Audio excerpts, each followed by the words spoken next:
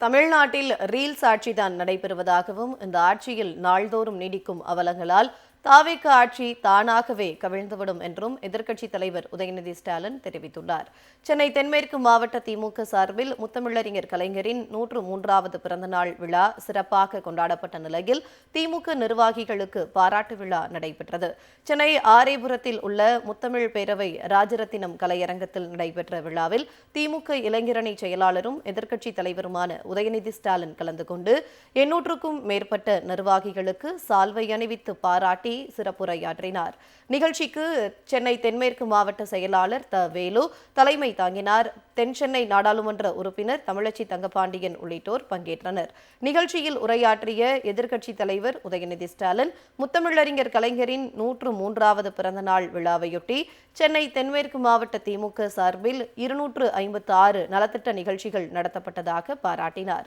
தொடர்ந்து பேசிய அவர், வெற்றியை பார்த்து திமுக தலைகணமாக இருப்பதும் இல்லை, தோல்வியை பார்த்து துவண்டு விடுவதும் இல்லை என்றும் குதிரை பேரம் மூலம் அதிமுகவை தாவேக உடைத்துள்ளதாகவும் தெரிவித்தார்.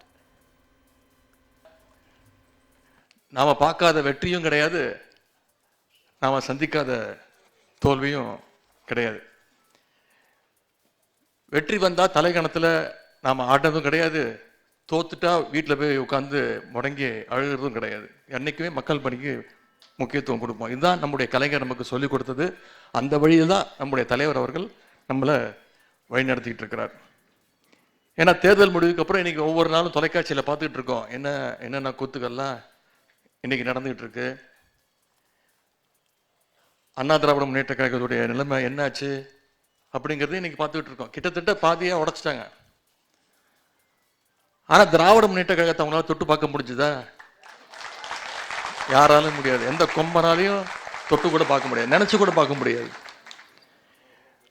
ஆனா என்ன இதுல அழகுன்னா, நாம முன்பை விட ஆளுங்கட்சியா இருந்ததை விட இன்னைக்கு எதிர்கட்சியா இருக்கும் போதுதான் இன்னும் ஃபாஸ்டா, இன்னும் சிறப்பா செயல்பட்டுக்கிட்டு இருக்கிறோம், இன்னும் உறுதியோடு செயல்பட்டுக்கிட்டு இருக்கோம். அதுதான் திமுகவுடைய அழகு, அதுதான் இந்த இயக்கத்துடைய பெருமையும். அதிமுகவை இவ்வளவு ஈஸியா அசைச்சு பார்க்கிறோமே, ஆனா ஏன் திமுகவை நம்மளால கொஞ்சம் கூட சீண்டி பார்க்க முடியலன்னு இன்னைக்கு இருக்கக்கூடிய ஆளுங்கட்சி கிட்டத்தட்ட திணறிட்டு இருக்கிறாங்க. அதனால இன்னைக்கு ஏராளமான அவதூறு குற்றச்சாட்டுகளையும் தினந்தோறும் சொல்லிக்கிட்டு இருக்கிறாங்க. திமுக ஆட்சியில் மக்களுக்கு எண்ணற்ற நலத்திட்டங்கள் செயல்படுத்தப்பட்டதாகவும், ஆனால் தற்போதுள்ள ஆட்சியில் நலத்திட்டங்கள் எதுவும் செயல்படுத்தப்படவில்லை என்றும், திமுக ஆட்சியின் திட்டங்களுக்கு பெயரை மாற்றி செயல்படுத்தி வருவதாகவும் உதயநிதி ஸ்டாலின் குற்றம் சாட்டினார்.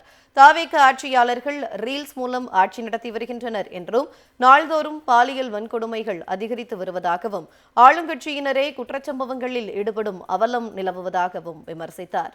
அமைச்சர் ஒருவர் போதைப்பொருள் பயன்படுத்தும் வீடியோ விவகாரத்தில் தாவேக அரசு எந்த நடவடிக்கையும் எடுக்கவில்லை என்றும், அரசு வழக்கறிஞர்கள் நியமனத்தில் தாவேக ஆட்சியில் முறைகேடு நடைபெறுவதாக அவர்களது கட்சியை சேர்ந்த வழக்கறிஞர்களே குற்றம் சாட்டுகின்றனர் என்றும் தெரிவித்தார்.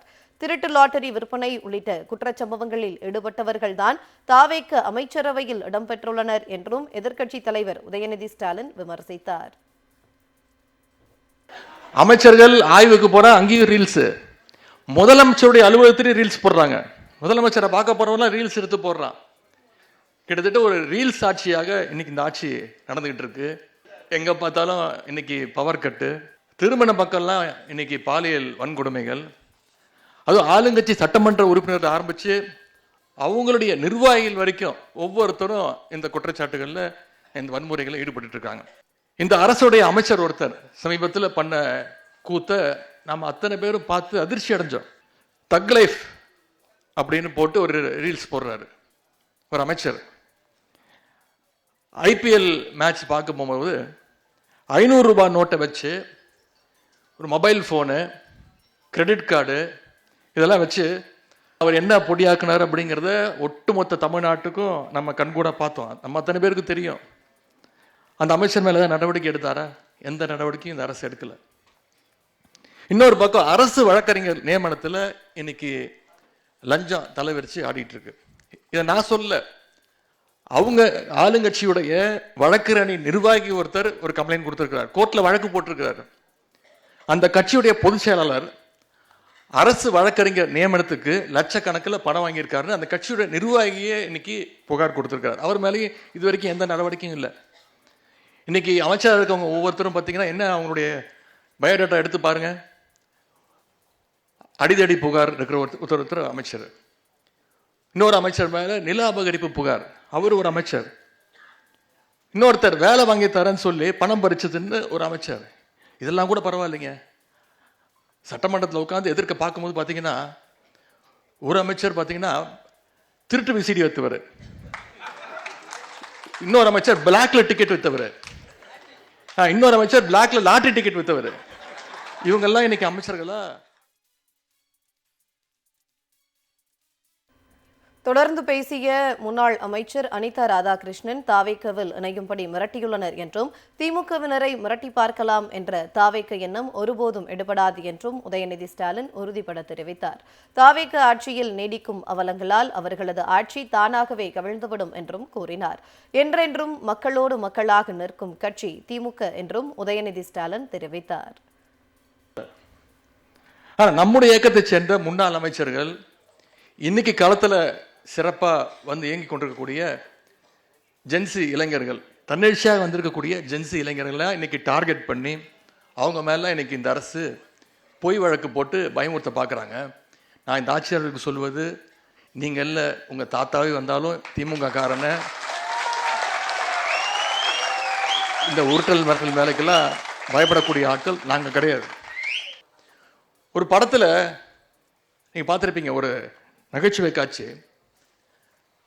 கவுண்டமணி ஒரு இளநீ கடை வச்சிருப்பாரு. எதிர்க்கவே வந்து செந்திலும் ஒரு இளநீ கடை போடா நினைப்பாரு. கவுண்டமணி கிட்ட நிறைய இளநீ இருக்கும். அவர் அசிஸ்டன்ட் நம்ம நடிகர் அண்ணன் வடிவேல் அவர் இருப்பார். எதிர்கடையில் போட்டிருக்கக்கூடிய திரு செந்தில் அவர்களுக்கும் வடிவேலுக்கும் ஒரு அண்டர்ஸ்டாண்டிங் வந்துடும். என்ன பண்ணுவார், ஒவ்வொரு இளநியா கயிறு கட்டி எதிர்த்த கடைக்கு அமுச்சு விட்டுருவார். அவர் பெரிய கடைக்காரர் ஆயிடுவார். இன்னைக்கு அந்த வேலையை இந்த தாவேக்க அரசு செஞ்சிட்டு இருக்கு. இவ்வளோத்தையும் பண்ணிட்டு எதுக்கு எடுத்தாலும் திமுகவும் அதிமுகவும் கூட்டணி சேர முயற்சி பண்ணாங்க. டெய்லி காலையில் எந்திரிச்சோன்னே இதுதான் அவங்களுக்கு டயலாக்கு. அது மட்டும் இல்லை, இன்னைக்கு அவங்க ஆட்சியை கவிழ்க்க நாம முயற்சி பண்ணிட்டு இருக்கிறோம். இவங்க ஆட்சி நடக்கிற லட்சணத்தை பார்த்தா நாமெல்லாம் ஒன்றும் செய்ய தேவையே இல்லை. மக்களே தினமும் நிச்சயம் ஒரு நாள் விரைவில் கவுத்து விட்டுருவாங்க. எவ்வளோ நாள் தாங்கிக்க முடியும்? ஒவ்வொரு நாளும் நாம அவங்க கட்சி எம்எல்ஏவை இழுக்க பார்க்குறோம். யார் எம்எல்ஏன்னு தெரியாதுயா, ஒரு எப்படி இழுக்க முடியும்? ஆனால் உண்மை என்ன நடந்துகிட்டு இருக்கு? இன்னைக்கு அடுத்த கட்சி எம்எல்ஏ ஒவ்வொருத்தரா இளநீ புல்லிங் மாதிரி இன்னைக்கு இருக்கக்கூடிய அரசு, இன்னைக்கு இருக்கக்கூடிய முதலமைச்சர்கள் இழுத்துட்டு இருக்கிறார்.